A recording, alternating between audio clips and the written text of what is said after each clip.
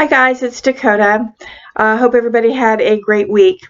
First thing I want to do before I start is give a big old shout out to my friend Drew over at She Who Walks Between the World and Worlds, and also her shop page is called Creations of the Hallow, and check her out. She is a wonderful person. I've known Drew for many years. We are personal friends. We have done classes together. We've been in group together. We've ritual together. We talk on Facebook together, and don't get to see her as often as I would like, but that's life, I guess. And so we need to work on that, Drew. But anyway, she's posted my YouTube channel on her shop page and gave me a shout out there, and I mean, it just really touched me. It was very sweet of her to do that, and I was just really humbled by it. It was very sweet. So thank you, Drew. I love you. Today I want to talk about,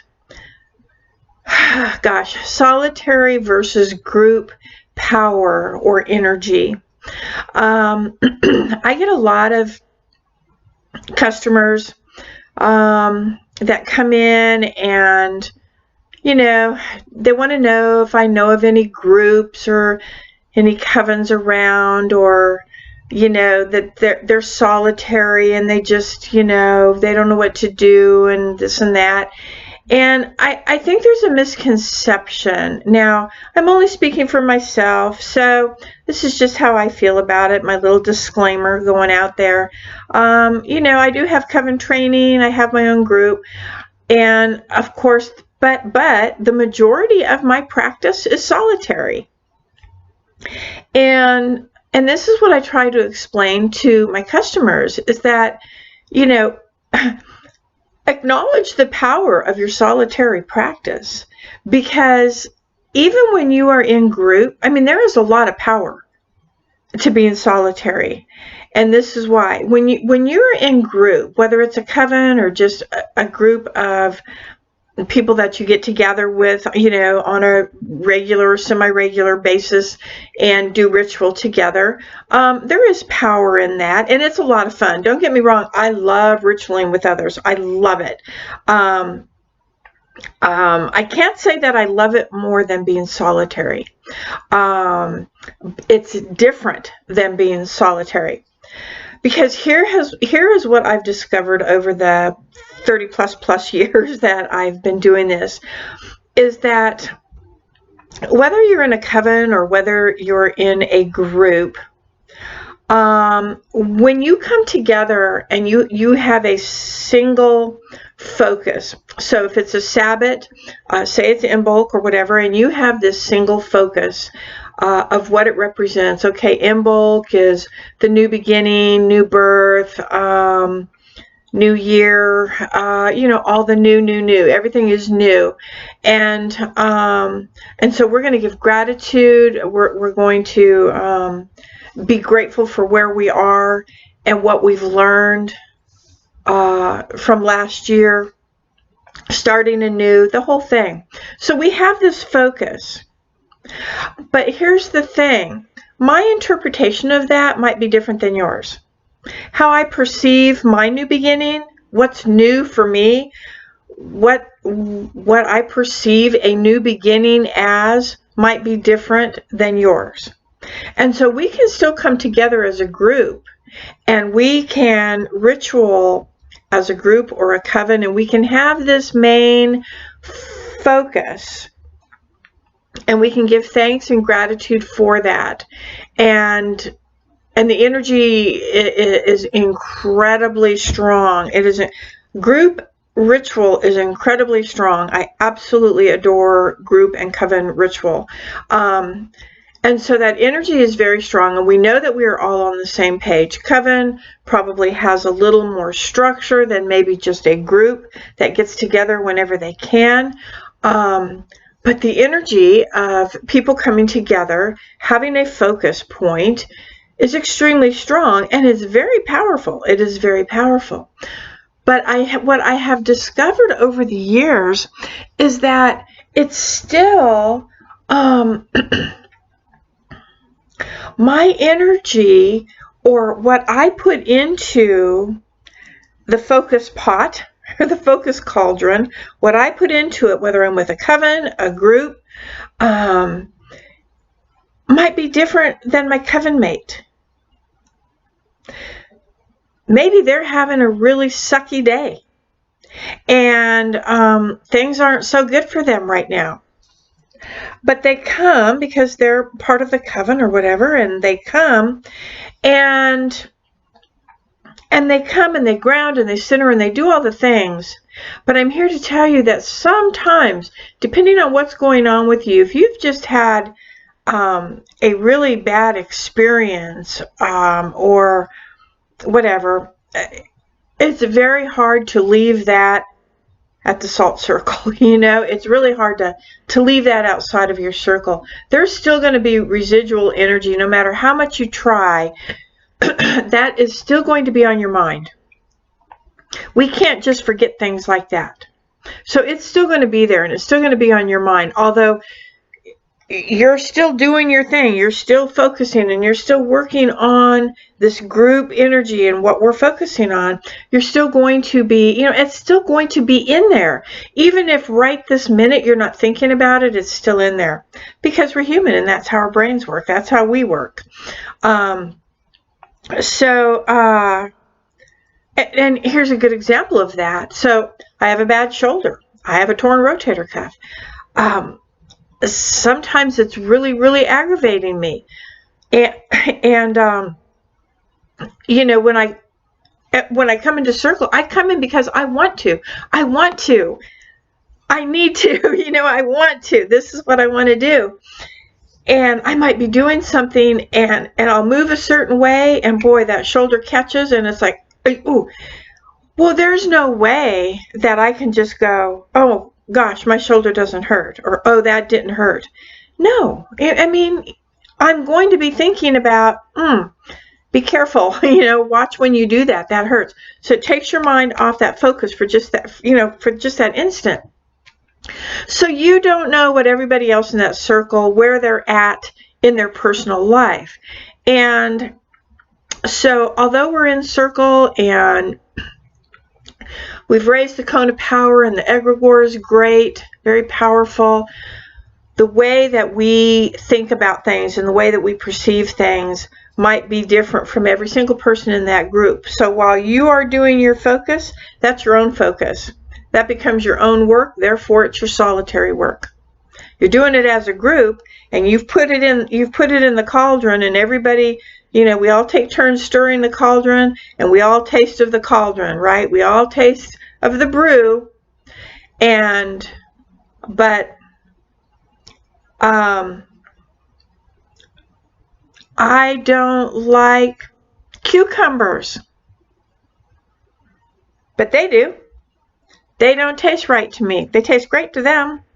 So there you go. That's an example. So as much as I would like to say, oh, we are all on the same page, we are all on the same page, but we don't all read the page with the same energy or the same passion, or some read faster than others, that whole scenario. So regardless, your work is still solitary. So whether you belong to a coven or you don't belong to a coven, and all of your work is solitary, there's big power in solitary, because if I'm doing something solitary, which the majority of my work is solitary, I don't get together, I don't get to ritual with my group very often, because we ritual all the time with my class, which is very different because I'm in teacher mode. I'm teaching them, I'm showing them, so I can't just zone out and I think that would be very selfish of me. I am there to help them and to teach them. So that energy is very different. But when I am home alone and I am doing, whether I'm doing a Sabbath or whether I am doing some kind of spell work, SBAT, whatever, all I have to worry about is me. That's all I have to worry about. There's no distractions, just me, my energy, my focus, my mindset. What is it that I'm trying to do? Do I want to invoke deity? Do I want to call in a specific element? What is it that I'm trying to do? I don't have to worry about anybody else. No other obligations out there except for me and my work and my focus. Being solitary can be very, very powerful. So for those of you that work solitary and you think that you're missing out by not being part of a group or not being part of a coven, for that don't think that, because there is power in being solitary. I am extremely thrilled that I'm part of a group, that we have, that I have our group. We work so well together. We work really well together. We are all on the same page when it comes to what we want to do in ritual. But what we do outside of ritual is our own business. We follow the witch's pyramid. And that to be silent is one of the points on the pyramid, to be silent. I kind of, so those of you who don't be mad when I say this. If you're in a coven or whatever, don't be mad, because I'm in coven. But our coven is oathbound. The coven I belong to is an oathbound coven. But I relate it to this way. Being silent is sort of it's a secret. Being silent is secretive. Oathbound is secretive. We don't share with others what we do in circle. We don't talk about what our oath is. We don't talk about how we do things in circle. We just don't. That it's oathbound. It's a secret. Okay? So on the pyramid, to be silent is a secret. So what that means is, when I am doing something, if I am doing spell work, I'm not going to share that with everybody. I'm not, even my group, even my inner circle, we don't share our personal work with each other unless we feel like we need, I really could use y'all's energy. I need to do this, and I just really want as much energy as possible. Now, I realize that I'm not sharing exactly what I'm doing. I'm not going to share exactly what I'm doing. It's my work. It's my work. But I want my inner circle there to support my work. Their energy is going to support my work. And even if I said, I'm doing spell work for XYZ, I just am not going to tell you how I'm and what I'm doing to get to XYZ, but that's what I'm doing. So anything that you have to offer that can help with XYZ, I'm willing to accept that. So, okay, me personally, I don't, and not because I don't want to, it just hasn't happened. I don't work with the saints. I don't work with the archangels. I do have deity. I work with deity. I work with the elementals and the elementals. But if somebody in my group works with a saint or works with an archangel or something like that, and that's who they call in for this particular XYZ, if they were doing it for XYZ, they might say, hey, our sister here, Dakota, is needs help with XYZ. I call in Archangel whoever, or I call in the saint whoever, lend your energies. So I'm still doing solitary work. I have some assistance in energy, and possibly other entity, deities, whatever, which is fantastic, and I'm grateful for that. But the work is solitary. So that's what I'm trying to tell you, is that I'm grateful for my group. I'm grateful to be part of. I like structure. I like having that structure. It doesn't get boring. What it does is, if you do that, say you have a ritual, and this just happened. I swear to you, this just happened. So this last in bulk, I was working really hard on trying to come up with a new ritual for in bulk, for the class, for our Witchcraft 101 class. And I was talking to the inner circle about it. And I said, I'm trying to find a new ritual. I don't know what to, blah, blah. And one of the members of the circle said, why? And I said, well, we do this every year. It's the same ritual every year. Your point? Well, I don't want anybody to get bored. Well, why would they get bored? They're new, so they're not going to get bored. And I'm like, oh, well, that's true. And it's a very powerful ritual. It really is. It's for someone who is just getting started on this path. Me personally, I think, kudos to me. I just think it's a really, it has to do with in bulk all the way and new beginnings. And it's a very powerful ritual. But I don't want them to get bored. I want the inner circle to get bored. And, they're just sort of like, well, this is a very powerful ritual. And the more we repeat that, so like every year we're doing that same ritual, it doesn't have to be changed up. The format, the structure of the ritual, the actual ritual itself doesn't have to be changed, because the more you do the same thing, the stronger you become in it, right? So let's say that you're trying to, learn tarot. The more you study your cards and the more readings you do, the stronger you get with them. So do you ever get tired of looking at, the Ace of Swords? I mean, it's not like you're going to do a reading and you pull the Ace of Swords and go, oh, there's that Ace of Swords again. I'm so bored with that thing. No, no. The more you get to know that card, the more you get to know that Ace of Swords and the meaning behind it, and you really start to meditate on it, and you grow and you expand and you get a personal relationship with it, basically. And it's the same thing that happens with the ritual. So that same ritual that you repeat year after year after year, same thing, you just become more adept at it, and you become stronger in it, and it becomes stronger in you. It helps you grow.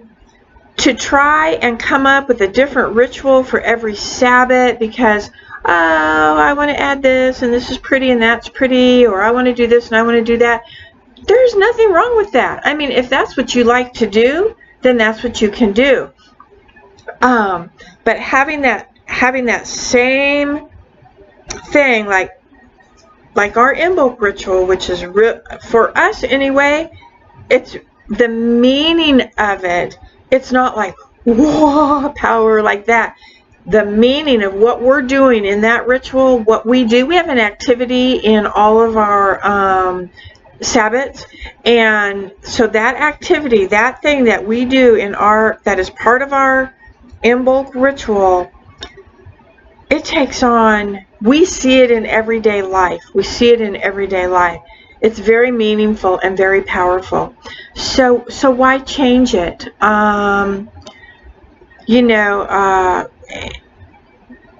It's an awesome thing.